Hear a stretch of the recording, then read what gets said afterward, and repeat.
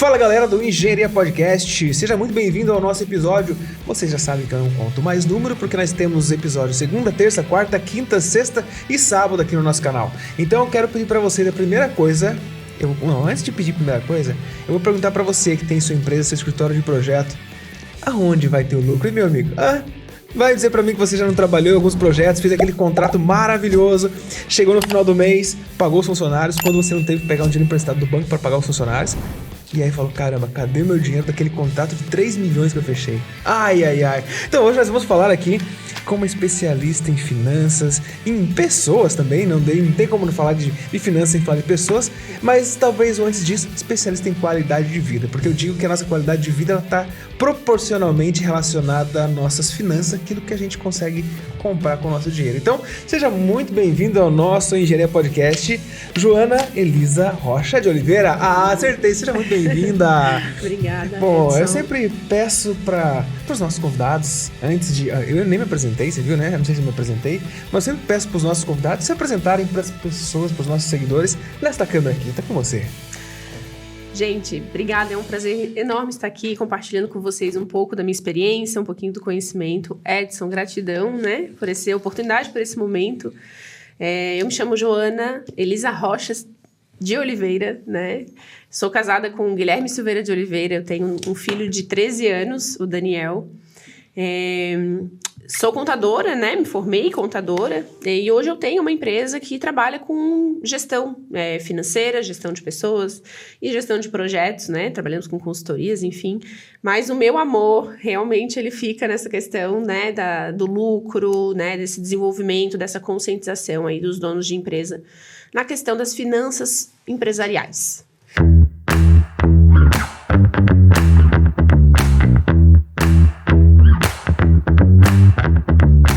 Inclusive, se vocês não assistiram o marido dela, é o episódio 40. Então, se vocês viram, eu tava procurando aqui no celular, eu tava aqui correndo, procurando no celular. No episódio 40, ele participou aqui, a gente falou de projetos BIM, ele também é engenheiro. E aí, por que eu falei pra vocês a questão das dores, né? A gente percebe muito Bom, peraí, galera, deixa eu me apresentar. Pra vocês que não me conhecem, estão chegando agora no canal, muito prazer, eu sou o engenheiro Edson Martins. Estamos aqui para falar de inovação, produtividade e... Quando a gente fala de negócios, né, você pode até perguntar, tá, mas você está trazendo pessoas que não são relacionadas à engenharia. Bom, primeiro, se você trabalha em uma empresa, se você é engenheiro, você tem um contador que faz toda a gestão por trás. Ah, mas eu não estou relacionado com isso. O teu pagamento também passa pela mão dele de alguma forma. Então, fica tranquilo, porque isso também afeta você diretamente, independente se você está no CLT, se você está com o PJ, se você está pensando em estudar, até o salário do teu pai está envolvido nisso. Então, fica nesse episódio até o final para você entender e para você não cometer os mesmos erros que eu cometi quando eu abri minha empresa. Então, fica com a gente até o final, tá bom? Então, siga, comenta e compartilhe esse canal para que a gente consiga levar esse conhecimento e multiplicar talentos dentro da engenharia, agronomia, geociência, contabilidade, administração, medicina e por aí vai, tá bom? Então...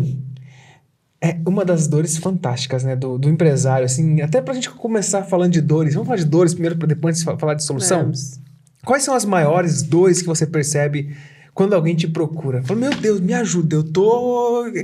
Quais são as maiores dores dos empresários?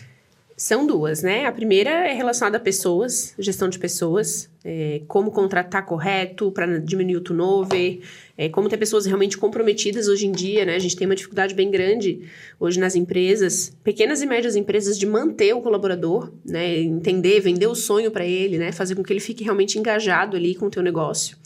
E a segunda dor é a gestão financeira mesmo em si, onde o dono da empresa ele não consegue identificar no dia a dia quais são os indicadores necessários para ele poder saber, né, a temperatura da empresa. Eu costumo dizer que o financeiro ele é o termômetro da nossa empresa. É ele que vai dizer aonde está o desafio, né?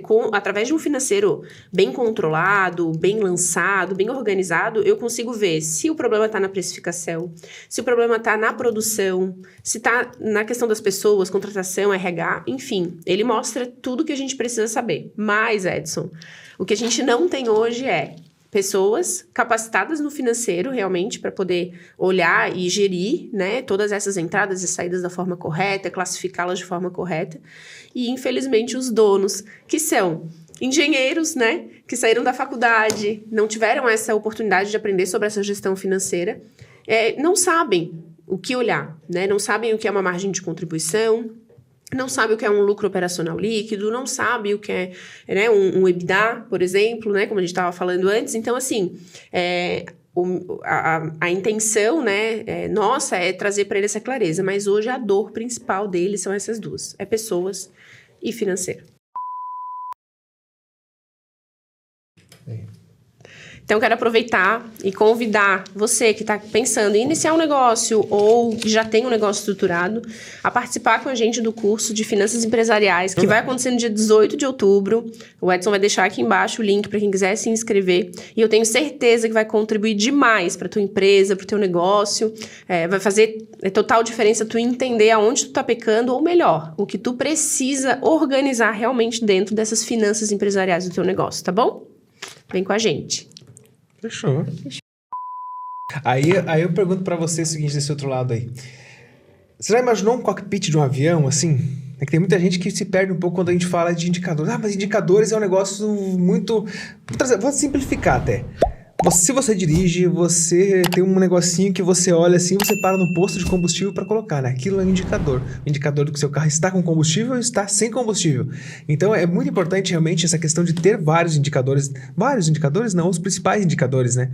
E um grande alerta mesmo, como você comentou, é a questão do lucro, né? Lucro líquido no final, ali o resultado.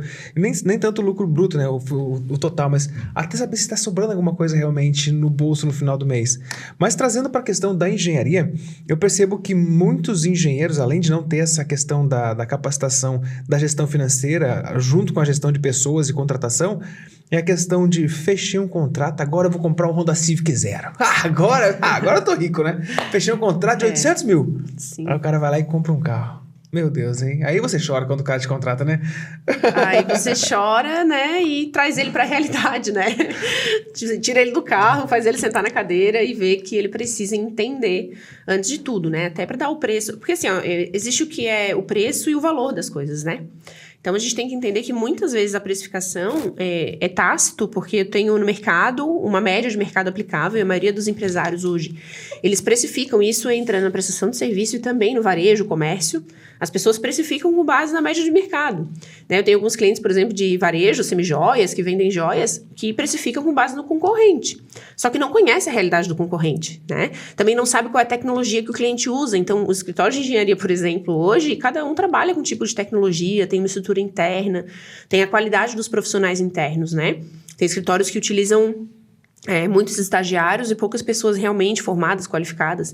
Outros escritórios não, já prezam por um time mais robusto, um time mais sênior, né? Não tão júnior. Então, a tua realidade, ela precisa ser vista e olhada com cuidado. Não, né, não podes olhar só para fora, né? Mas tu precisas olhar realmente para ti, né? Para o teu negócio, para o que tu tens feito e como tu tens estruturado o teu negócio. Importante, nesse caso, né? Os 800 mil, tu falou 800 mil, né? 800 mil, 1 milhão, Os né? 800 mil, porque 1 milhão. Eu falo desse valor porque, por exemplo, qualquer obra que tu vai prestar, talvez para um porto, para uma empresa grande, é 1 milhão, 1,5 milhão, 2 milhões.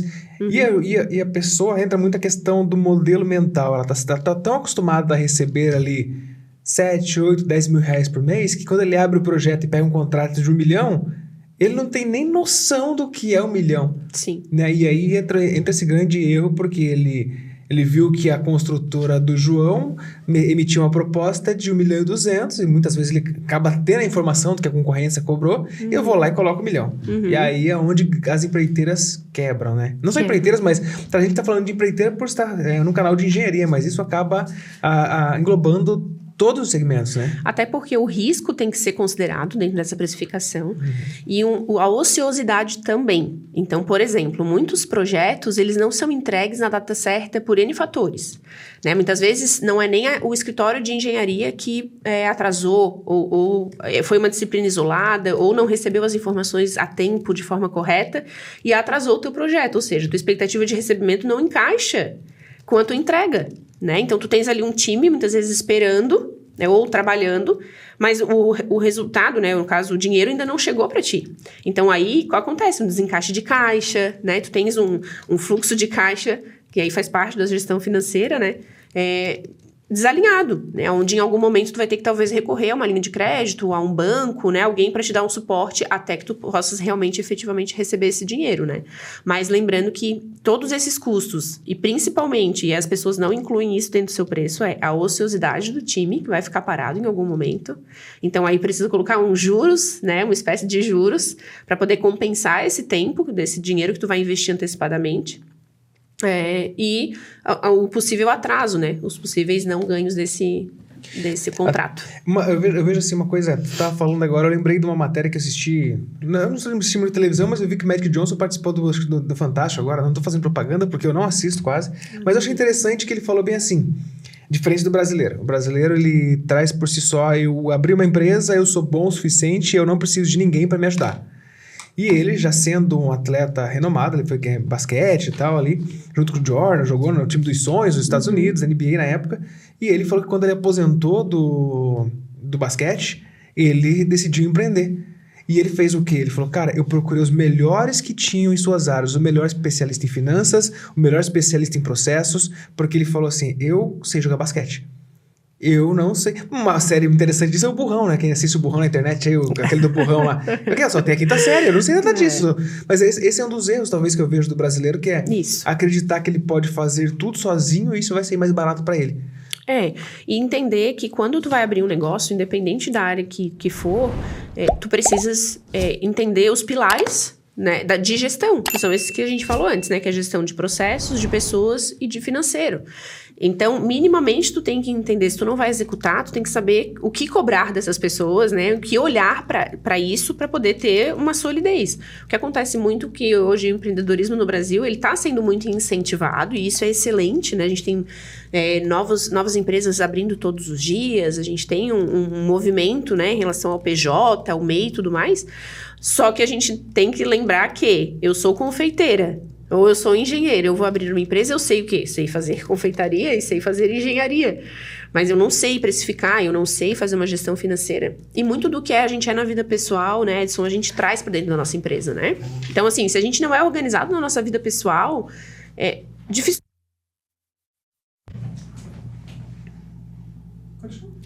Dificilmente na nossa empresa nós seremos organizados também. Se na nossa vida pessoal, em relação a finanças, a gente tem essas dificuldades em relação a finanças, né, de gestão, de controle e tudo mais, possivelmente na nossa vida empresarial a gente também vai trazer, porque são crenças, são valores, é a forma... Costumo dizer que como a gente faz uma coisa, a gente faz todas as coisas. Na própria palavra de Deus fala, né? Que se você é fiel no pouco, você é fiel no muito. Isso eu trago para nossa vida. Então, se você é organizado no pouco, você é organizado no muito. Se você controla as coisas no pouco, você controla no muito. E aí, isso é uma máxima que a gente pode trazer, né, para a nossa vida, no sentido de que é muito mais fácil hoje eu abrir uma empresa e eu começar ela de forma organizada, do que daqui a 5 anos eu ter que olhar para todo esse histórico que eu trouxe de descontrole e tentar tirar alguma informação dali. Porque eu não vou ter histórico para saber como eu estou realmente, né? E de fato, se aquele resultado que eu apresento faz sentido ou não, né? E aí entra uma coisa muito interessante que é a questão do ego, né? As pessoas se prendem muito ao faturamento bruto e não ao faturamento líquido, né? Porque a gente vê aí grandes corporações trazendo lá. A própria Uber, por exemplo. Faturou não sei quantos bilhões, mas...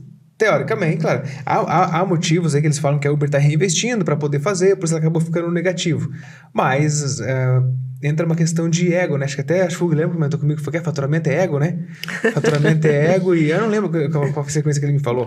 Mas geralmente eu vejo que o pessoal se prende muito nisso mesmo. Pô, cara, a empresa tá bombando, cara. Faturei, fechei um contrato lá com fulano, fechei um contrato com ciclano. E aí o cara chega assim, pega o aplicativo do banco dele, assim, naquele olho assim, e vê, caramba, tá tudo atrasado. E faturamento não é lucro, né? Lucro é a última linha. Faturamento e não é receita também. Porque faturamento é o que eu emito de nota. Receita é o recebimento que eu tenho realmente mensalmente. Né? E isso, para uma gestão financeira, ele é extremamente importante. Quando a gente... faturamento, hoje eu vendi 800 mil ali, como tu falou, e eu emito uma nota de 800 mil. Mas esses 800 mil eu vou receber como? Eu vou receber em 10 vezes de 80? Como que eu vou fracionar isso? Então, o meu fluxo tem que estar realmente alinhado, né? Se eu não tenho uma projeção e eu não entendo isso, eu vou achar que eu tô rico, como tu mesmo disse, vou sair, vou comprar o carro E aí, simplesmente, não vou ter dinheiro para pagar os colaboradores e os projetos e a minha estrutura para poder bancar, né? Então, o faturamento é o que eu emito de nota e a receita, né, é o meu recebimento, né? A minha entrada de recursos é a receita da empresa.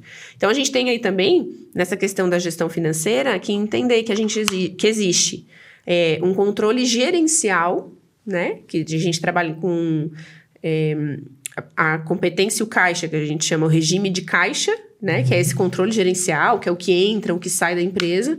E o regime de competência, que é o contábil, né? Que é o que eu incorri no mês. Então, faturamento é competência e receita é caixa. E falando de caixa, a gente tem que trazer uma questão muito... que pouco se fala, que é a questão de gestão de fluxo de caixa. Primeiro, essa questão da importância do controle de entradas e saídas, né? Para não ter essa mistura de finanças pessoais, com finanças da empresa, com escola do filho, com plano de saúde da esposa, com... Essa confusão, acredito que mesmo em empresas grandes ainda é muito comum, né? É muito comum, Edson. E quando eu entro na empresa, eu vou falar para vocês de todo o coração, não é sobre o tamanho da empresa. Porque muitas vezes, a gente estava falando de lucro antes, né? E o fluxo de caixa, ele mostra, né? Ele é um dos principais indicadores, né? Que a gente utiliza para realmente ver a saúde financeira da empresa. E quando a gente entra, tem empresas grandes que tu olha às vezes de fora e tu diz, nossa, essa empresa cresceu, né? Como ela é grande, só que ela nunca visou lucro. E toda empresa foi criada para dar lucro. Essa é a máxima. A empresa não foi criada para atender uma dor. Ela não foi criada... Não, ela é criada para dar lucro. Porque senão... Vamos pensar assim, ó. Eu sou cheia de dor, né? O mundo é cheio de dor, eu vou abrir uma empresa para solucionar a dor do mundo. Eu escolhi atender os empresários nessa gestão financeira. Mas no final das contas, eu quero lucro na minha empresa, porque senão eu fazia trabalho voluntário. Certo? Mas eu confesso para você que até nesse ponto, quando o pessoal fala, é uma instituição sem fins lucrativos. De alguma forma, ela acaba tendo lucro, porque ela tem que pagar o salário de quem tá ali junto com ela. Perfeito. Então, quando até a pessoa... Não, eu tô abrindo uma ONG... Tá, mas tu não vai ter lucro se tu tá abrindo uma ONG pra cuidar de cachorro. Tu não precisa de dinheiro pra poder dar sustento pra esses cachorros? Isso. É sem fins lucrativos, tá? Mas... E você vai viver de vento? Isso, então assim, ou tu faz caridade, ou tu abre uma empresa, gente. Não podemos ser hipócritas, né? Não podemos ser hipócritas no sentido de dizer, não, eu faço porque eu amo o que eu faço. Tudo bem, tu amar a tua profissão, amar o que tu entrega, amar o que tu faz. Mas a tua empresa foi feita para dar lucro. E aí, o que a gente vê? Eu vejo empresas grandes... que tu olha fora, ela tem uma estrutura grande muitas vezes, só que é uma empresa com prejuízo, onde nunca olhou de fato para o lucro, sabe? Ela foi crescendo, às vezes, até por uma demanda de mercado, por uma necessidade, então explodiu, ou ganhou um renome, um certo prestígio, e aí deu um boom, cresceu, mas ela nunca de fato olhou e realmente priorizou, né? O que a gente não vê nas empresas hoje é meta de lucro. As empresas abrem e não tem meta de lucro. Porque nem sabem também como olhar e como medir esse lucro. Mas tem que ter. O certo é que até, gente, microempreendedores, que eu digo os autônomos, né? Tem muito engenheiro também que trabalha por si, autônomo, que é PJ dentro de uma outra empresa. Tem que ter meta de lucro. Tem que pensar ali com o dono da empresa, uma remuneração variável pela sua entrega, enfim. Mas desde já ter essa consciência de que tu pode ir olhando para isso dessa forma, né? Mas tu trouxe uma questão muito importante. Eu lembro que, trazendo para as minhas dores, né? Eu gosto de trazer as minhas dores. Eu lembro que quando eu trabalhei em empresas, uma das coisas que eu percebo é que a maioria das empresas não compartilham com seus colaboradores essa questão de quais são as metas da empresa, mesmo que tenha as metas da empresa. E outro ponto muito importante é você estimular ou pagar essa questão da remuneração variável, uma premiação de acordo com o resultado. Eu gosto muito de trabalhar com uma premiação de acordo com o resultado. Uhum. Então, por exemplo, se eu estivesse procurando um trabalho, hoje eu falo, cara, faz o seguinte, me paga 3 mil para eu pagar minhas contas e o resto... Não, eu te pago 10, não, me paga 3 e me paga X% em cima do resultado que eu gerar para você. Porque eu sei que eu vou gerar resultado. Eu sei que eu vou trabalhar, porque eu sei que quanto mais eu fizer, mais resultado eu vou ter. Então, eu gosto muito de trabalhar com essa questão da bonificação, premiação por resultado. Você acredita que isso pode ser uma das soluções ou uma das oportunidades que nós temos no mercado até para os empregadores. Claro, você tem que tomar cuidado com a questão tributária, a questão trabalhista, para não burlar o Ministério do Trabalho, mas nós temos aí como trabalhar muitas vezes com remuneração variável, né? Hoje a remuneração variável é muito usada na parte comercial, né? Comissão sobre as vendas, metas, atingimento de metas, enfim. Para as entregas em si dentro de uma empresa, é possível. Eu sou super adepta a isso, na verdade. Eu acho que eu acredito muito na meritocracia. E eu acredito que as pessoas elas têm que ser remuneradas proporcionalmente à entrega que elas fazem. Ponto. É isso. Seria lindo se o Brasil pensasse dessa forma. Não é a realidade que a gente vê, né? A cabeça dos funcionários, até os funcionários que são PJs, eles têm a cabeça de CLT. Tem a cabeça de seletista. E o seletista, ele não trabalha com meta, né? Então, o que a gente precisa entender? É a realidade da tua empresa, ver se dentro da tua empresa faz sentido ter esse tipo de tipo, né, digamos assim, de estrutura de pessoas, mas também ter ali dentro como medir a produção. Porque se eu vou remunerar pela entrega, tem vários indicativos dessa entrega, né? Eu não posso remunerar ele só pelo projeto final. E as etapas desse processo? Como que eu vou medir as entregas, né? Vocês, engenheiros, têm o projeto e tem as etapas do projeto. Então, eu poderia remunerar pelas entregas pontuais dentro desse processo. Mas teria que criar uma estrutura realmente de medição. Sim. Aí a gente volta para a gestão de novo, né? Lembrando que tudo que for medido, né? Tu consegue realmente tomar ações mais assertivas, né? Então, dentro da gestão de processos, a gente precisa hoje envolver muito a tecnologia, né? Então, hoje em dia a gente tem ferramentas e muita inteligência artificial que nos auxilia nesse processo de medição, né? Colaboração, análise dos dados. Não fica tão preso a uma pessoa específica para analisar os dados, né? Hoje a gente tem a tecnologia que nos auxilia muito nesse sentido. Exatamente. Até trazendo para essa questão, a galera sabe que eu fico pesquisando aqui, você vai falando, vem as ideias aqui, e eu começo a pesquisar até para trazer umas informações. Eu não lembro a ordem, mas teve uma vez que eu falei essa questão de demissão, de trocar de colaborador também, porque isso influencia muito no caixa da empresa, né? Também. Uma das coisas que as pessoas fazem, que as pessoas não pensam, muitas vezes os gestores mesmo, o pessoal que está como CLT ali trabalhando, ou o próprio PJ, quando ele vai demitir ou contratar alguém. Entra muita questão seguinte, cada vez que um colaborador sai da empresa, a gente tem que levar em consideração que ele não tem um sistema de gestão integrado, geralmente. Geralmente o conhecimento está na cabeça somente daquele colaborador que ficou ali. Aí ele contrata, eu até lembro que eu fiz uma conta uma vez no podcast, eu posso até errar agora em números, mas imagina, ele paga R$3.000 para um colaborador. Ele abriu um processo seletivo, ele tem o custo do processo seletivo. Aí ele contratou, o cara ficou 3 meses recebendo R$3.000, ele paga uma parte também lá para o governo, que são os tributos. Ou seja, um colaborador que custa 3 vai custar o quê? Uns 4,5, 5, 6 para ele talvez, dependendo do plano de saúde que ele tiver. O cara ficou 3 meses, deu 18 mil. Então, ou seja, só de salário vezes 12, se ele trocar a cada 3 meses, ele tem 18 mil de despesa a cada 3 meses. Aí ele manda o cara embora, tem mais a rescisão. Eu sei que, basicamente, por cima, se ele paga 3 mil para um colaborador e o colaborador não para a cada 3 meses, vai dar mais ou menos uns 100 mil reais de despesa por ele durante o ano. Além da capacidade de conhecimento intelectual que ele acaba perdendo. Então, esse ponto é muito importante na questão da demissão. Até eu lembro que uma das empresas, não foi eu que fiz, prestei consultoria, foi um dos convidados que veio aqui, ele comentou que ele falou que cada vez que um colaborador... eles implementaram isso numa empresa, que eles estavam essa questão muito de... a Joana não está dando resultado, vamos demitir ela. O gestor chegava do RH e mandava embora. Aí o superior a ele colocou uma meta. Falou, esse colaborador está dando para a gente de lucro X reais. Hoje é o que ele está contribuindo com a empresa. Se o cara que você demitir e contratar não der isso mais 10 mil em cima disso, eu vou descontar tua bonificação. Ou seja, a tua bonificação depois lá da participação de lucro vai ser comprometida. Porque cada vez que a gente manda um colaborador embora e contrata outro, a gente tem um custo de 10 mil reais para contratação. Com o nosso, mobilizando o RH, mobilizando os nossos headhunter e pagando o LinkedIn. Então, eles colocaram isso como meta, que se o colaborador que entrasse não gerasse 10 mil a mais do que o outro estava gerando de receita para a empresa, de retorno, ele seria punido, penalizado ali na questão da participação de lucro. Eu falei, cara, interessante isso. E aí, o turnover da empresa caiu quase 70%. Porque quando ele chegava para demitir, aí vinha vários questionamentos. Tem certeza que tu quer fazer isso? Porque daí você mexe no bolso do gestor imediato. E aí você acaba deixando muito de lado a questão do ego. Eu não gosto da Joana porque ela tem olho azul. Não é? E daí deu um exemplo, né? Então eu vejo que o pessoal demite muito por questões pessoais e não por questões profissionais, muitas vezes, né? A gente também não pode desconsiderar a questão comportamental nesse sentido. Mas sim, o turnover hoje, ele é bem... empresas, né, que geralmente não têm uma saúde financeira, a gente olha e percebe que o turnover é um indicador bem alto, né? O que acontece muito, Edson, é que a contratação não está clara. Né? Então, tu erra na contratação, que foi possivelmente o que aconteceu, né? Uhum. Também, na entrada, ele já entrava errado e não treinava e não capacitava esse colaborador de forma correta para que ele perpetuasse dentro da empresa e se mantivesse ali dentro, né?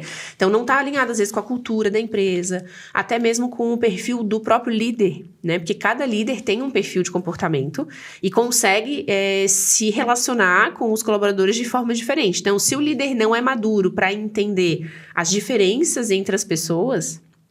E o líder lidar com os colaboradores de forma diferente, porque eu vejo muito o líder querendo que os colaboradores se relacionem com ele, aceitem o jeito dele. Eu sou assim, então se ele quiser, ele vai ter que me aceitar, né, nesse sentido.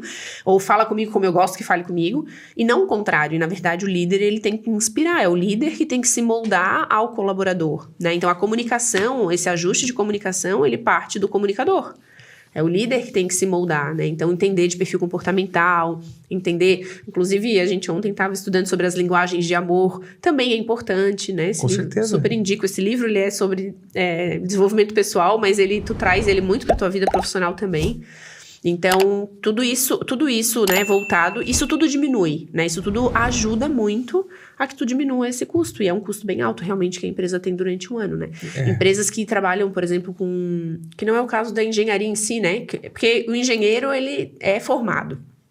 Então, é outro nível cultural também, né? Então, é diferente a gente trabalhar numa empresa onde tu tens esse tipo de nível intelectual... E empresas que contratam pessoas que não têm um nível superior, né? Ou um segundo grau completo, né? Então, mas eu vejo que... Acho que meio que se repete independente do nível de instrução. Porque eu vejo que uma das coisas que eu trago... Inclusive, eu falo com propriedade para você que é engenheiro desse outro lado aí. O ego do engenheiro, às vezes, é maior, não cabe nem no carro dele. É verdade. Sabe? Ele tem que ir trabalhar... Eu sou o engenheiro. Não Por exemplo, o cara tem que usar EPI. Eu não uso EPI. Inclusive, aconteceu em São Paulo. Né? Aconteceu em São Paulo faz um certo tempo. Um engenheiro da obra, que era o responsável pela obra, uma obra grande, um cara famoso em São Paulo. O engenheiro de segurança, o técnico de segurança, falou para ele: o senhor tem que usar capacete, o senhor tá andando aqui, o senhor tem que usar os equipamentos, talabarte e tal. Eu não uso, não sou engenheiro. O cara, que aconteceu com ele? Caiu num dos vãos da construção e morreu. Uau. Isso eu não lembro qual foi esse projeto. Se você lembra qual foi, escreve aí nos comentários. Mas isso aconteceu em São Paulo faz, se não me engano, uns 3 anos. Então, eu vejo que realmente entra muito essa questão do ego e a questão da que você colocou aqui, a questão da péssima liderança. E aí entra essa questão da nossa cultura. Porque, por exemplo, eu faço vários cursos e eu confesso que eu demorei... Vários cursos que eu comprei, tanto online ou curso presencial, começava sempre pelo comportamental. Eu falei, mas caramba, cara, eu não quero saber de comportamento, eu quero aprender como é que eu uso a ferramenta BIM para montar um projeto para aumentar a minha produtividade. Tá, mas espera aí, eu aumentei a produtividade, ganhei mais dinheiro, mas eu não sei lidar com pessoas, eu vou perder todo esse dinheiro depois porque eu vou demitir o cara errado, porque ele não gosta do jeito que eu falo, mas eu não sei me comunicar. Então, aí eu fui entender um pouco porque... Hoje eu entendo por que eu falo muito de comportamento e eu sou muito questionado no YouTube. Edson, tu fala muito de comportamento, tu fala muito de maestria emocional, tu fala muito que o teu sucesso está voltado com a engenharia humana. Na verdade, eu não falo. Quem fala é o Dale Carnegie, quem fala é outras pessoas. Eu só replico o que eu aprendi. Né? Então, eu vejo que a gente, na engenharia de modo geral, mas na indústria de modo geral, no comércio também, é muito focado, as pessoas muito no automático. Na verdade, se preocupa muito com o técnico, né? Com a formação técnica, a especialização. Muitas vezes acha que isso que vai garantir para ele um futuro promissor. Mas esquece que as relações, os relacionamentos que tu tens, que tu constrói durante a tua jornada, é que muitas vezes vão construir junto contigo esse caminho de sucesso, né? Então, assim, as oportunidades que aparecem, muitas vezes, a conexão que tu faz em um determinado lugar... Ele te traz uma oportunidade de um investimento, de abertura de uma empresa, né? Só que se tu não sabe se relacionar, se tu não constrói uma rede realmente de relacionamentos sólidos, né? Hoje em dia a gente vê muito network, vou fazer network, mas tu vai com a intenção errada. Porque quando a gente vai lá fazer um network, a gente não tem que pensar o que eu vou ganhar lá, o que eu vou contribuir lá. A máxima, ela é diferente. É que se mudou muito, né? Tu tem que fazer network. E aí tu vai pros ambientes, pros lugares, fazer essas conexões com as pessoas e muitas vezes tu nem consegue te conectar, porque tu não vai com a tua verdade. Então tu não passa pras pessoas a tua verdade, tu não te conecta com ninguém, tu fica até mesmo frustrado por isso. E a pessoa já chega assim, né? Já chega dando cartão. Bem, aqui meu cartão. A pessoa não sabe nem se eu quero cartão. Perfeito. Ou outra coisa, a pessoa vai, até falei, tem um livro bem legal que eu recomendo, que é o Manual de Persuasão do FBI. Legal. Que ele traz muito essa questão de como se comportar. Até tem uma época, como nos episódios que eu falei, que tinha uma época que eu ia nos barzinhos só pra testar. Então eu lia ali a PFDI, que é proximidade, frequência, duração e intensidade. Eu ia pros barzinhos pra testar. Então eu ia pegava um monte de contato. Mas eu vejo que o pessoal acontece, vai pros eventos fazer network, não só trazer para evento corporativo mesmo, trazer, sei lá, um Startup Summit ou um evento que seja voltado para isso. E o cara faz o quê? O cara pega um copo de chopp numa mão, o celular na outra, encosta o pé na parede e fica no celular. Cara, se tu vai ficar no celular, fica em casa. Nem vá pro evento. Mas assim, muitas vezes não sabe nem como se conectar, né, Edson? Não sabe como chegar na pessoa, não desenvolveu essas habilidades. Então, a gente estava falando de comportamento, né? E o engenheiro, por ser muito técnico, normalmente ele tem um perfil mais estável, ele é mais introspectivo, não é tão extrovertido, tem essa dificuldade de conexão, né? Tu pode fazer isso de forma intencional. E é super válido ser intencional. Mas sempre entendendo que tu vai pra contribuir. E aí, é a lei do retorno, né? Tu semeia, a lei da semeadura. Tu semeia e tu vai colher. Então, quando for fazer network, importante pensar que tu tá indo para contribuir, não para receber. Em algum momento, aquele plantio vai voltar. Mas é diferente. E aí, desenvolver essas habilidades comportamentais, principalmente da comunicação, né? A gente hoje tem uma dificuldade muito grande dentro das empresas de realmente conseguir se comunicar da forma correta. A comunicação é complicada. Nossa, e a gente ainda vê líder, dono de empresa, que não sabe se conectar e se comunicar com os colaboradores. Faz isso de forma errada, faz isso de forma grosseira, faz no momento errado, sabe? Não existe realmente, assim, uma compra de um objetivo. Não vende para os colaboradores o sonho, né? E toda empresa, ela foi, como eu falei antes, ela foi criada para atender uma dor. Esse é o objetivo. Foi criado para dar lucro, mas ela atende uma dor. E se todos os colaboradores que eu trouxer para minha empresa comprarem de mim essa ideia e também tiverem vontade, de verdade, de resolver essa dor nos outros, não tem como, a minha empresa vai funcionar, porque os colaboradores estão comprometidos com o resultado. É o resultado de tudo que entrega, da entrega, enfim, que corrobora. Então, se eu consigo fazer com que todo o meu time realmente seja comigo, independente do setor. Pode ser o setor jurídico, pode ser o financeiro, pode ser o administrativo e o comercial. Porque uma empresa só roda com todos os setores rodando. Mas se todos os setores entenderem a sua parte nessa entrega, nesse processo, entender que é um corpo único, vai funcionar. Não tem como dar errado. Até eu gosto de trazer um exemplo. Um livro que eu li de novo, que é outro livro, eu gosto muito de ler. Foi a Sutil Arte de Fazer. A Sutil Arte de Influenciar Pessoas? Não, achei isso mesmo. Como fazer amigo e influenciar pessoas. Do Dale Carnegie. Do Dale, isso. Que ele fala que... Inclusive, a galera, ele cita muito sobre engenheiros, né? A Sutil Arte é outro nome. Sutil Arte é outra coisa. É que veio explicar a cabeça. Mas, a gente tudo certo. Como fazer amigos e influenciar pessoas do Dale. É incrível. E ele fala muito nesse livro sobre engenheiros, né? Ele fala muito como engenheiros e donos de empresa, líderes de empresa conseguiram aumentar sua produtividade, seu resultado financeiro, inclusive os seus relacionamentos com suas esposas, aplicando ferramentas que o Dale Carnegie aplicava. Inclusive, ele fala que o Charles Schwab, se não me engano, Charles Schwab, ele foi contratado por uma das empresas de Carnegie, se não for pela empresa dele, mas ele foi contratado, o primeiro americano a receber mais de $3 mil por dia, mais de $1 milhão por mês, na época ainda que não se pagava imposto de renda.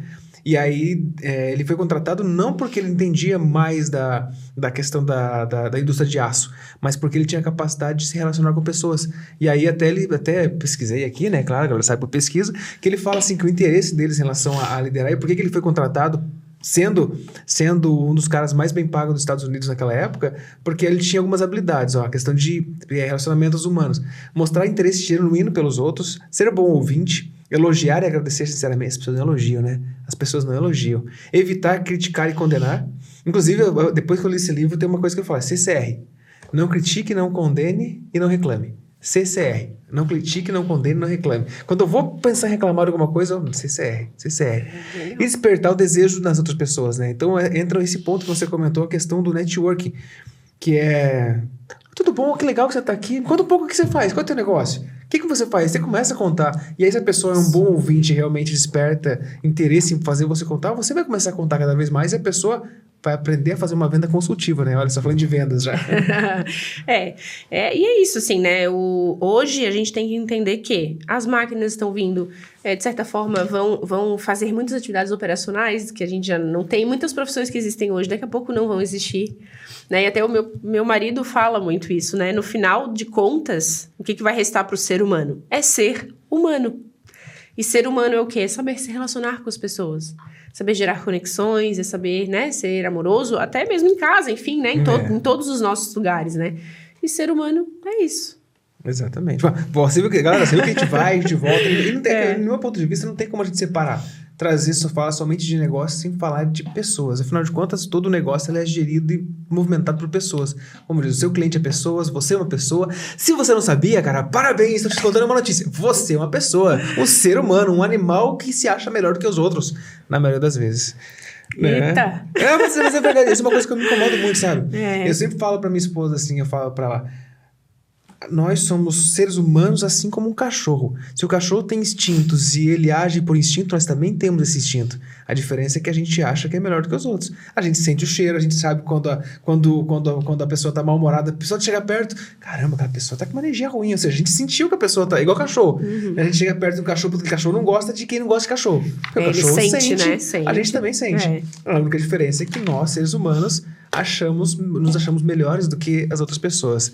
Agora também a questão de entender de números, contabilidade, tributação, eu vejo que o departamento de compras ele é responsável pelo lucro livre de imposto. Eu sempre falo que o departamento de compras ele é responsável pelo lucro livre de imposto. Porque quando você consegue comprar, e dependendo de saber de quem você vai comprar, não é só o fator preço. Eu vejo que muitas empresas compram com base no menor preço. Só que aí ele não sabe, muitas vezes, qual é o regime tributário da empresa, qual a alíquota de ICMS daquele estado, o que está envolvido. Então, esse também é um ponto que a gente pode... Voltamos para números de novo já, né? Voltamos. Então, esse realmente, tanto não só na vendas, mas nas compras também, né? Nos dois sentidos. Eu acredito que entender de tributação, ou ter um conhecimento básico de tributação, ou procurar um especialista quando for fazer algum tipo de negócio, influencia diretamente no resultado final da empresa, né? Com certeza. Tanto para prestação de serviço, inclusive, também, né? Porque cada estado também tem a sua tributação para serviço, né? O ISS, que é sobre serviço, como a gente está falando aqui para engenheiro, enfim. Uma coisa é eu prestar serviço dentro do município de Florianópolis, Balneário Camboriú, Palhoça, São José, onde está aqui perto eu sei a tributação, mas lá no Pará, lá no Amazonas, né? É outra forma também de tributar. E compra e venda de produtos, né, Edson, que tu trouxe, também, né? A gente tem o ICMS de entrada e de saída, né? Tem o ICMS ST. Então, tudo isso tem que ser considerado, sim, principalmente na hora de precificar. Porque a gente tem que considerar no nosso preço e embutir também os impostos lá, né? Então, além da compra do produto no estado correto, porque muitas vezes tu tem uma falsa impressão de que tu tá comprando barato, mas quando tu vai ver na emissão da nota, ela saiu mais cara por conta da tributação, né? Então, tem que ser olhado, com certeza, na compra. Aí o cara se arrepende, né? Aí o cara vai lá e emite uma nota, como eu falei, sei lá, R$100.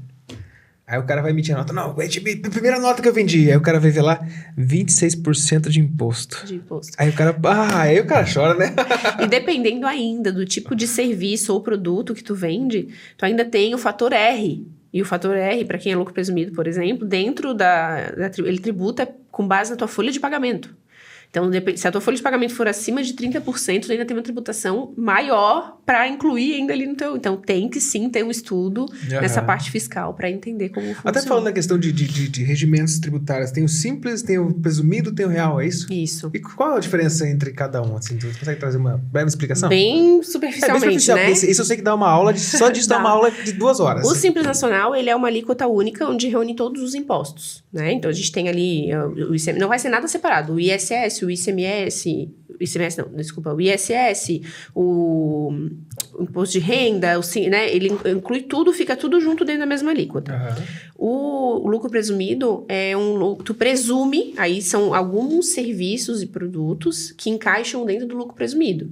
Não são todas as empresas, por exemplo. Aí o Simples Nacional, ele tem um limite de faturamento para te estar incluído dentro do Simples. Passei esse limite, ou eu viro lucro real, ou eu me torno lucro presumido. Algumas empresas podem optar pelo lucro presumido, outras pelo lucro real. Lucro presumido, tu vai presumir um lucro com base na tua gestão. Então, tu presume um lucro ali por 3 meses, tu pode fazer a apuração de 3 meses, e aí tu consegue, tu vai ter o teu resultado com base nas tuas despesas normal, vai ter a apuração normal, mas lembrando que isso é contábil, isso não é gerencial, né? E o lucro real, aí são alíquotas diferentes, mas são para empresas com tipos de serviço e produtos diferentes, né? Uhum. Agora uma pergunta bem interessante. Eu quero vender, mas vender muito pode quebrar uma empresa também, não pode? Vender errado, vender com preço errado, vender pelo parcelamento errado, né? O tempo, muitas empresas compram, então eu compro do meu fornecedor em 2 vezes, mas eu vendo para o meu cliente em 4. Isso não fecha, meu fluxo de caixa ele não vai bater. Então, eu posso quebrar a minha empresa. Eu vendo com preço errado. Tem muitas empresas que adotam, inclusive, essa estratégia, tá? Mas vamos partir do princípio, eu vendo com um produto com preço errado. Eu vendo produto com preço abaixo da minha margem. Estou tendo prejuízo. E nesse mês eu só vendi esse produto. Ou seja, eu vou ter prejuízo no final do meu mês. Mas tem empresas que adotam essa estratégia. Por exemplo, pegam um produto âncora, digamos assim. Eu vendo esse produto, que é um produto de saída rápida. Uhum. Eu vendo muito desse produto, que tem um prejuízo ali, consciente, mas eu faço um combo. Então, na compra desse, né, você leva esse, portanto, e aí eu faço combo. Então, eu consigo, nesse outro produto, ganhar. Ou tu comprando essa taça por R$100, tu leva esse por R$10. Mas eu sei que nessa xícara aqui eu tô tendo prejuízo de R$10. Eu tô tendo prejuízo por ela, tô vendendo por 10, então ela tá saindo menos 30, só que na conta eu ganhei 70, então, sabe? Um compensa o outro. Sendo de forma consciente, não tem problema. O problema é quando o dono da empresa não precifica da forma correta e vende produto e serviço com uma margem abaixo, e aí sim, com certeza quebra a empresa. Eu tô procurando aqui eu não lembro qual que é, se é o BCG, se é a matriz BCG que fala de produtos abacaxi, para leiteira, eu não lembro agora. Eu vou procurar isso aqui depois, eu vou procurar isso e vou trazer uma aula para vocês sobre isso aqui, porque eu lembro que, olha só, o meu, acho que é matriz BCG mesmo, matriz BCG. Eu acho que é. Vou até procurar aqui, galera. Vou procurar pra ver se é. Nunca ouvi falar. Eu lembro que você tem o produto abacaxi, você coloca ele pra vender, mas pensando sempre em fazer um upsell. Ou seja, você monta um combo, né? Acho que é matriz BCG, se não me engano, é isso. Olha que coisa isso. E também pode ser assim, na compra de um, tu leva um outro e o outro chama muita atenção. É algo que todo mundo quer, né? Muitas vezes é algo de saída rápida. Então, compra porque ele tem a percepção que tá ganhando, mas no final das contas, tu tá ganhando muito. Aqui mesmo, ó. Tem o produto estrela, produto questionamento, vaca leiteira e abacaxi. A vaca leiteira. Aqui estamos falando de um produto ou serviço consolidado que chegou no limite, pois tem alta participação e baixo crescimento de mercado. Estrela. Essa é a parte da matriz na qual toda empresa quer que seus produtos estejam, pois chega nesse enquadramento significa que tem um item de alta participação no mercado e alto rendimento. A interrogação. Esse é o quadrante no qual a empresa precisa prestar mais atenção. Isso porque o crescimento do mercado é alto e a participação ainda é baixa e a sua venda é duvidosa. O abacaxi. Esse é o quadrante que representa um problema. Neles estão os produtos que possuem uma baixa margem de lucro, mas chamam atenção para os produtos acima. Olha só, interessante. A matriz BCG. Eu não lembrava o nome, sei que eu já aprendi, mas por isso que eu gosto de conversar com gente inteligente. Me faz pensar, me faz buscar conhecimento. Vou anotar aqui para ler sobre isso. Eu até tenho uma planilha depois, se a galera quiser essa planilha, eu posso até disponibilizar para vocês aí. Mas se ninguém escrever no comentário, não vou colocar não. Essa planilha eu vendo, eu não dou. A gente aqui, né, é um podcast de engenharia, mas falando de venda de produto, a gente também não pode esquecer do estoque parado. Que também é prejuízo, né? É dinheiro parado na empresa. Muito dinheiro, né? Muito dinheiro, normalmente. Então, assim, é precificado da forma errada. Muitas vezes não vende, faz com que tu fique com o produto parado, passa o time da venda, né? E aquela frase, tempo é dinheiro, também sobre estoque é isso, né? É a gente entender que a gente tem que comprar realmente o que vende e ter o mínimo de estoque. Então, também é um indicador, né? Eu saber quando que o meu estoque roda, né? O mínimo de estoque que eu tenho que ter para manter a minha empresa funcionando. Ter essa gestão de estoque, ela também, para quem trabalha com venda, é essencial para manter a saúde financeira do negócio. Eu me lembro que eu trabalhei numa empresa, cara, eu lembro que eu arrumei encrenca com um diretor operacional, porque a gente estava com 55 milhões de reais em estoque. E ele... Qual era a média mensal de venda?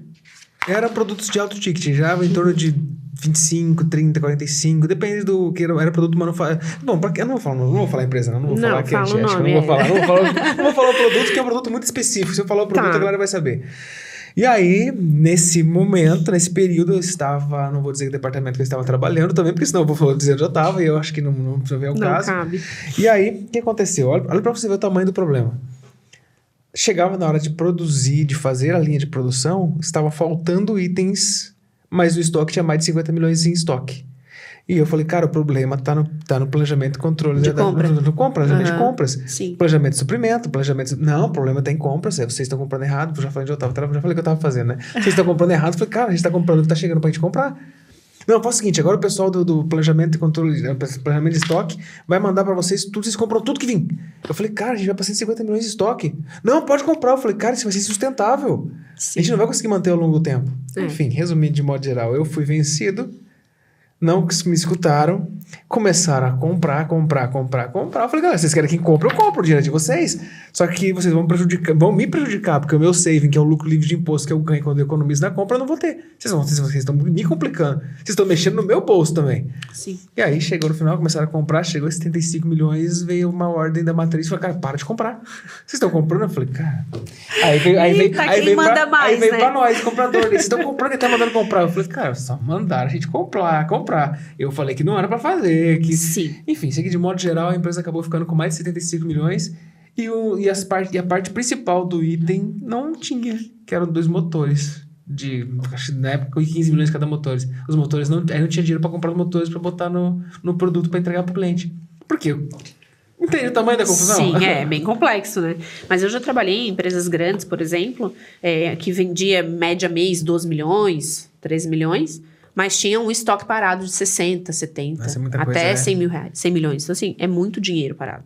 E aí o produto vence. Então, assim, dependendo do tipo de produto que tu vende... Mas isso, né? Não faz o FIFO, né? O First In, First Out, né? Isso. E assim, ó, tu tens produto que tu não pode comercializar com um vencimento acima de 12 meses. As empresas não compram mais.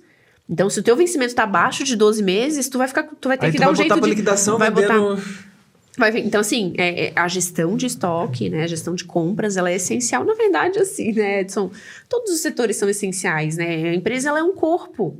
Ela é um corpo. Mas agora tu trouxe um ponto bem importante. Eu sou no departamento A, eu não tenho nada a ver com o que acontece lá. Não. Caramba, isso a gente vê com tanta frequência. Se meu coração parar de bater, meu pulmão parar de funcionar, meu cérebro parar de funcionar. Não tem nada a ver, eu respiro, meu coração bate no pulmão. Né? Então, assim, é isso, né? Então, um setor é o pulmão, outro é a cabeça, outro é o coração, e assim faz, né? E os membros, enfim. Então, a gente tem que entender que a gente faz parte de um único corpo e todos os setores são importantes. Claro, cada negócio tem a sua particularidade, tem aquele setor que é o essencial que tu não pode negligenciar de forma alguma. Mas todos precisam ser atendidos e olhados, né? E tu tem que saber minimamente fazer a gestão, saber o que olhar. Então é isso, assim, né? Para os engenheiros que vão abrir seus escritórios ou que já têm escritórios, conheça dentro do seu negócio o que tu precisa ter domínio. O que tu precisa olhar no teu departamento de compras, se for o caso, dentro do teu financeiro? Quais são os indicadores que diariamente o pessoal do financeiro tem que te mandar ou semanalmente? O jurídico da mesma forma, o comercial. Quais são os indicadores que o comercial precisa estar te trazendo para que tu possa fazer uma gestão e entender os números, como eles estão se comportando, né? Tudo é números, né? Tudo é números, pessoas e números. A gente adora números. Mas assim, dando um passo um pouco para trás. Então tá, a gente tá falando de uma empresa que já está estruturada. Mas para quem tá começando sozinho, que dica você daria pro cara que tá começando sozinho? Talvez o cara tá naquela transição de sair... O cara vamos partir do princípio que a pessoa já se preparou, ela tem uma reserva financeira ali, ela não tá fazendo a loucura de pedir demissão e ficar só com a rescisão para empreender. O cara pro negócio, vou montar meu negócio, independente do segmento. Tenho lá 200 mil reais guardado para começar meu negócio, eu acredito que é suficiente para me manter, sei lá, durante 6 meses. Que conselho ou que dica tu daria, além de falar, me contrata, né, antes de falar isso, o que você falaria para essa pessoa? Vai por esse caminho, que é um caminho que tem maior probabilidade de... Primeiro entender o mínimo viável, né, o quanto ele precisa para se manter aí durante 6 meses, 1 ano aberto. O que é aberto, né? A minha estrutura mínima. O software que eu vou ter que pagar mensalmente, porque quando eu trabalho para alguém, a empresa banca aquela estrutura. Então, é a máquina que eu vou ter que comprar, o software que eu vou ter que pagar mensalmente a mensalidade. A minha estrutura mínima para eu poder atender os meus clientes. Depois, estudar sobre o comercial. Eu preciso entender de comercial, porque eu vou ter que me vender para as empresas, para as pessoas, mesmo que eu comece sozinho e eu não tenha uma pessoa para me auxiliar. Eu preciso entender de comercial. Aí entra a comunicação que nós falamos, né? Então, saber se relacionar, saber se comunicar de forma assertiva. Então, olhar para isso da melhor forma e buscar entender, né, como conectar. Qual vai ser a minha rede, né? Construir um modelo de negócios. Parte do modelo de negócios. Então, monta um plano, monta um modelo de negócios, né? Não tem como a gente falar sobre isso agora, porque são muitas áreas, mas ali tu vai conseguir entender como que a tua empresa vai se retroalimentar. Quem vão ser os teus fornecedores, quem vão ser os teus possíveis clientes. Dentro do plano de negócios, tu consegue mapear tudo e construir uma visão geral da tua empresa, né? Como que ela vai se alimentar durante esse período. Depois, eu vou buscar, porque sem cliente a gente não vive, né? Então eu preciso do meu cliente, mas eu vou estruturar isso. Então, assim, entender quantas pessoas eu tenho que abordar para poder captar os clientes que eu preciso, quais são as redes de apoio que eu vou ter, né? As pessoas, os órgãos, né? Por exemplo, vocês têm o CREA, né? Que pode ajudar, que tem ali uma rede também de apoio, de contato que pode ser utilizada. Depois, a gente tem processos, né, que é criar uma proposta personalizada, um contrato jurídico correto, que respeite a LGPD, precisa respeitar a LGPD.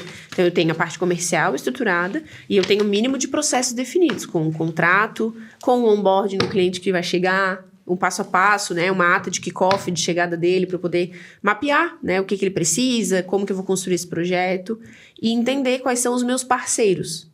Porque eu sei que o engenheiro, muitas vezes ele não entende de todas as disciplinas. E num projeto, ele pode precisar atender outras disciplinas.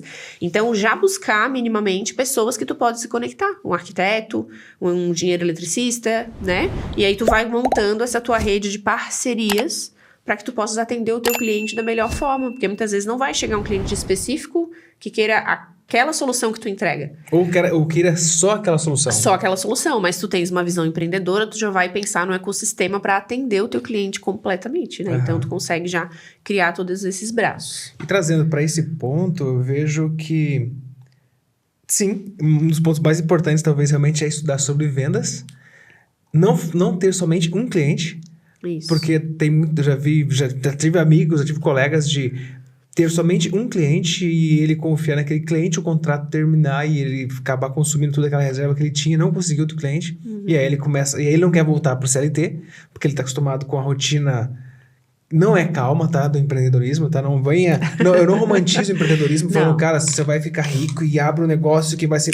E vai ser rápido. Não vai ser rápido, você não vai ser tão fácil.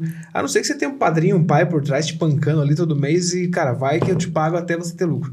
Mas caso contrário, que não é a realidade basicamente de quase ninguém... Não vai ser fácil, não vai ser simples, você vai errar muito. Então assista podcasts como esse aqui para que você entenda com pessoas que já erraram, com pessoas que sabem o que estão falando. Que vamos errar também, muita coisa, a gente também erra, ninguém é perfeito. Só teve um que não errou, né, que foi Jesus Cristo. O resto todo mundo vai errar até o último dia. Então aproveitem para aprender. E se você não se inscreveu nesse canal ainda, inscreva para que você esteja por dentro das novas tecnologias, novas tendências, e não somente na engenharia, mas no mercado, no mundo de modo geral. E falando de novas tecnologias, eu quero trazer para vocês primeiro alguns fatos, e depois trazer alguns fatos, eu quero fazer um convite para vocês.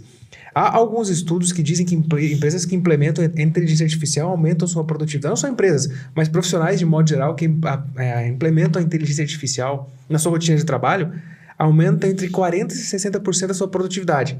Ou seja, elas acabam automatizando ou acelerando o seu processo de trabalho naquilo que não é tão importante, que você consegue fazer mais rápido, e você dedica mais tempo para aquilo que vai realmente gerar mais resultados.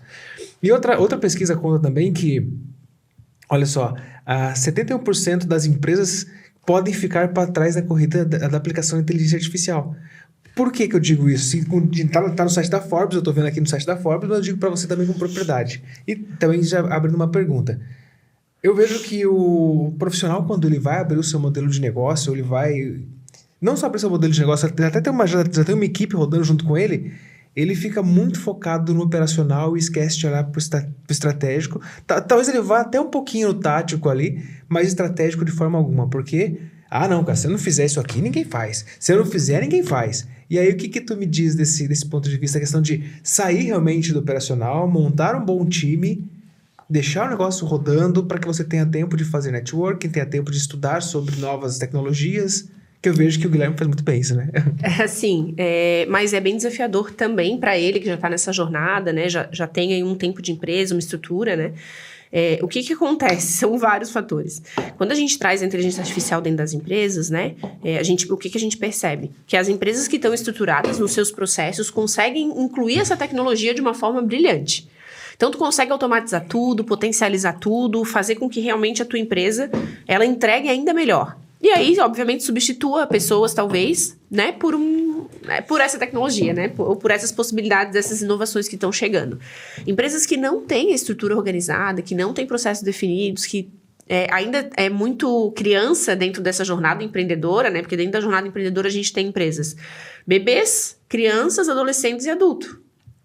E nessa jornada, então, empresas que são bebê e criança, elas não estão preparadas para incluir a tecnologia, né, ou essas inovações, porque ainda estão muito operacional e o dono não consegue realmente sair. Uma outra coisa que a gente tem também, que eu botei aqui, que é cultural, é a visão seletista dentro das empresas, que não permitem que o dono saia. Que muitas vezes, quando o dono não está presente na empresa, eles acham que o dono não está trabalhando. O dono que fica na estratégia da empresa, a visão dos colaboradores e até os líderes, eu vou te falar. Eles falam, tá, mas ele nunca vem na empresa. Mas ele nunca está aqui, só está fora.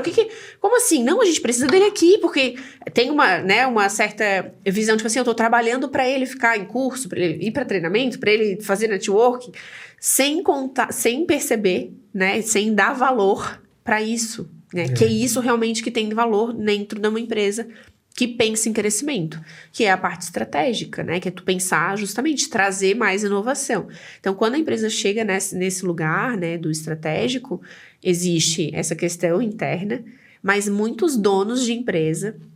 E aí, no começo do ano, eu fiz um treinamento de planejamento estratégico, né? Onde a gente aprendeu... enfim, ele trouxe muitos dados, assim, reais, né? Do que acontece hoje no mercado. E uma das coisas que ele trouxe foi... o dono, quando chega nesse lugar, ele não sabe estar nesse lugar do estratégico.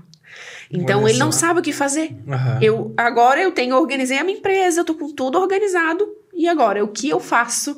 com isso, com esse tempo que eu tenho livre. Nossa, eu confesso pra você que eu tava pensando, eu tava falando isso com a minha esposa ontem. Eu falei, bom, eu ainda faço muitas coisas na parte operacional, que é algumas edições, algumas coisas, e eu até comentei com ela, falei, bom, eu preciso colocar isso 100% na mão de um cara para cuidar das redes sociais e me desligar disso, deixar só no cara fazer, para que ele me passe os indicadores e eu junto com ele, a gente bora a estratégia. Mas aí eu pensei isso... Tá, mas o que eu vou fazer? Eu comecei a pensar, né? Como eu vou sair pro evento? O que eu vou fazer? Eu justamente... Nossa, tô perfeita nessa colocação agora. Eu tava falando isso pra mim, o que eu vou fazer se eu colocar uma pessoa pra fazer o que eu tô fazendo hoje? Perfeito. E é justamente por ter ficado tanto tempo no operacional e no tático que tu realmente não sabe, as pessoas não ensinam, né? Então, assim, aonde eu vou buscar esse próximo passo? E todo dono de empresa, algo que é muito... Ele abriu uma empresa por um sonho, por um desejo. Só que no meio do caminho, envolvido no operacional, no tático, né? Ele para de sonhar. Ele não se torna mais visionário. Yeah. E o que faz tu estar no estratégico é a tua visão. Eu vou ser a estratégia da empresa, mas eu preciso ter uma visão para onde eu vou levar o meu negócio, para onde eu vou, o que é. Então, isso só é possível através da visão. E, normalmente, o dono do negócio é que tem esse amor pela empresa e que consegue enxergar os caminhos que ninguém mais vê.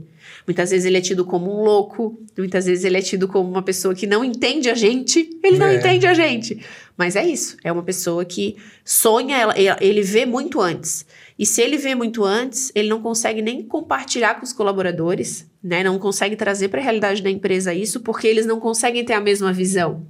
Então, a visão dele é que ele é maluco, ele tá pensando muito alto, isso não é possível, mas ele já foi e já voltou muitas vezes, né? Eu vi isso, qual podcast que eu assisti? Acho que foi o pastor André Fernandes, que ele fala que, como é que ele diz? Se Jesus fosse abrir uma empresa, hoje ele seria um hub de acelerar startup. Não sei se você viu esse podcast. Porque ele fala que Jesus era um cara que, se fosse um empresário hoje, ele seria chamado de louco. Porque ele escolheu os piores para estar ali à frente e ele chegar para Pedro era pescador, né? Chegar para Pedro, por exemplo, e falar, Pedro, você é um cara que vai salvar a gente pra caramba. Aquele cara pescador bruto que resolvia tudo na facada. Pescador de homens agora. Pescador de homens, de almas. Então, justamente, eu achei interessante isso, né? Essa questão de visão de futuro, né? E você estar olhado... Ele era se fosse tirando o lado espiritual, mas trazendo pro lado humano, ele era um ótimo empreendedor e visionário, porque ele via coisas e vê coisas onde... nos mais improváveis, né? Então, eu acho bem fantástico esse podcast do pastor André Fernandes, que eu falei, caramba... Olha que visão, trazendo Jesus, falando de Jesus nos tempos modernos, né? Ele seria ele abriria um hub de aceleração de startups, porque ele vê negócios... Sim, né? E ele transformou os improváveis, né? Entre aspas, porque aqueles que não se encaixavam em nenhum lugar, ele trouxe para ser os principais seguidores dele, né? E apóstolos dele, e propagar a palavra. E capacitou e treinou, e cada um com uma personalidade diferente, né? Tem uma série, The Chosen, não sei se tu já assistiu... Assiste. Ele fala, né? The Chosen, talvez o pessoal que está assistindo assista. Quem não assistiu, assista. Ele fala da história de Cristo. Independente da sua religião, né? Independente do que você acredita, é bíblico. E a Bíblia, ela é um livro, né? É uma história que é contada e que tem muito ensinamento. Né? Então, o The Chosen, ele retrata legal, muito, né? É muito legal. É uma experiência, vale a pena. Bom, galera, quero perguntar para vocês. Estão gostando desse podcast? Confesso que ele tá chegando ao seu final, olha só. Até quero ter alguma anotação que tu fez, tu quer falar, aproveita a oportunidade, faz seu pitch. Não é nem questão de não é fazer pitch, mas é só ensinar, né? Na verdade, a ideia desse podcast, né, quando conversei com o Edson, é de realmente trazer para vocês essa clareza de que empreender não é fácil, né? Não é simples, ela é mais complexa e que só uma formação não garante pra gente um sucesso financeiro, um sucesso empresarial, né? E o lucro, né? E trazer realmente assim que o lucro, ele tem que ser desde o começo. Pode parecer muito... Joana, mas aí tu tira a graça do empreender, né? Não. Eu quero que vocês voltem para vocês, que vocês olhem para os seus sonhos. Eu só vou conseguir realizar os meus sonhos se eu visar no meu lucro, no meu resultado. E aí, para isso, eu preciso construir, né, essas 3 gestões, que é a gestão de pessoas, a gestão de processos e a gestão financeira de forma correta. Sem isso, eu não tenho uma empresa sólida, uma empresa que realmente possa perpetuar durante muito tempo. Eu vejo que... A gente vai começar outro assunto agora aqui, né? Eu vejo que a galera empreende... Eu sempre falo assim... Pra tudo a gente tem estratégia. Menos pra nossa vida. As pessoas não param pra pensar na vida dela como algo estratégico. Por exemplo... Trago pra você, eu gosto de usar os meus exemplos. O ano passado eu fui pra muito evento. E eu não tinha um propósito claro, assim. Eu fui mais por ego. Eu assumo que foi tipo... Não, eu quero estar no maior programa de aceleração de startup da América Latina. Por quê? Porque eu quero ter isso no meu currículo. Por quê? O que isso vai trazer de retorno financeiro? Não foi intencional. Não foi intencional. Eu estou em tal lugar. Tá? Qual o objetivo? Eu estou, por exemplo, como inspetor do CREA Santa Catarina. Agora não, agora já tem um objetivo e está relacionado com o meu objetivo. Se não tivesse relacionado... Inclusive, eu já conversei com o inspetor regional. Eu tinha até pensado e falei, cara, acho que eu vou... No começo que eu tava meio... Cara, não faz sentido. Então, eu vejo que realmente as pessoas... É igual... eu sempre trago o exemplo de jogar videogame. Quem gosta de jogar videogame, tá assistindo desse outro lado aí... Quando você pega uma fase bem difícil, que você não consegue passar, a primeira coisa... Tu vai tentar 1, 2, 3, 4, 5, 6... Só que no videogame tu nasce de novo. Na vida real, não. Mas o que acontece? Tu não conseguiu passar, a pessoa faz o quê? A pessoa vai pro celular, vai pra internet, vai assistir vídeo, vai assistir tutorial pra ver como que passa aquela fase. Na vida real, não. O cara faz o quê? Pede demissão. Isso. O cara faz o quê? Fecha a empresa. O cara não pede ajuda. Então eu vejo que... Por que não aplica a estratégia do videogame, aquela que tu vai jogar, que eu vou passar de fase, eu quero zerar esse jogo?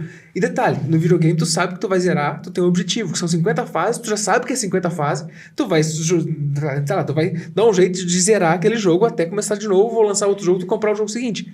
E na vida real a pessoa desiste. Porque não tem um planejamento? Porque voltamos, as fases, se tu tiver um planejamento, tu passa por todas elas. Tu tens um plano, que seria o caminho do videogame, né? E aí tu passa de fase, ou volta, ou fica mais tempo numa fase, né? Sim. Falando de tempo, uma coisa que a gente tem, não dá de perder também, é o time das coisas, né? Eu vejo que muita gente acaba ficando muitas vezes preso ali nessa...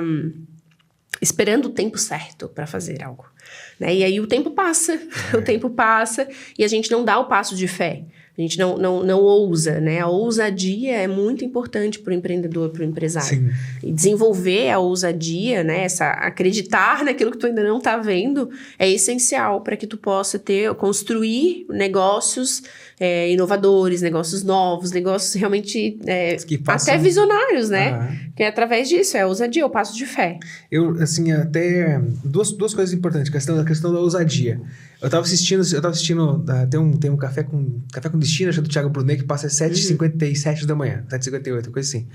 E o pessoal mandando pergunta assim, tá, como é que eu faço para Deus me dar coragem? Aí ele respondeu uma coisa bem interessante. Claro, Deus não vai te dar coragem, Ele vai te dar fé. A coragem parte de você. A atitude parte de você. E outra coisa que eu não lembro de quem que eu ouvi, que é aquele negócio assim, inclusive eu fazia muito isso. Essa questão de eu vou fazer e não falava tipo, Deus. Hoje eu falo assim, Deus, a empresa é tua. Eu só sou o gestor do teu negócio. Você que direciona, é isso que eu tenho que fazer. Eu só tô cuidando aqui. Então, ou seja, quando você parte de baixo para cima, você não consegue pelas suas próprias mãos.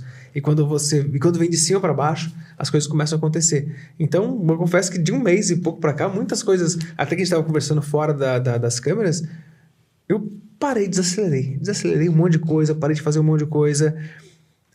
Já sei dizer não, categoricamente, mas aprendi a dizer mais não. Sim. Realmente. Que bom. Né? E entrando nesse negócio até da própria questão da comunicação, voltando um passo antes, da comunicação, a questão de...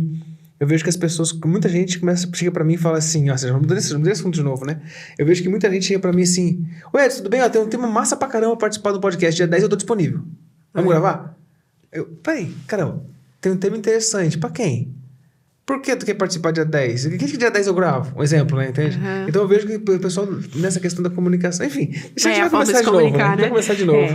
Mas ali sobre o tempo, né? Voltando, eu tava conversando com um meu coach, e aí ele fez uma analogia bem legal, assim, com algo que elucida uma realidade que acontece nas casas. Já aconteceu de tu chegar na tua fruteira e pegar uma fruta estragada? Já, né? Ou chegar do mercado, abrir a sacola e ver que tinha ali uma laranja podre dentro da sacola, né? Por que a gente compra uma laranja podre?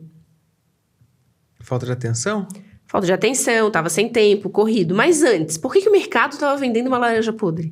Uma falta de gestão ali dos seus...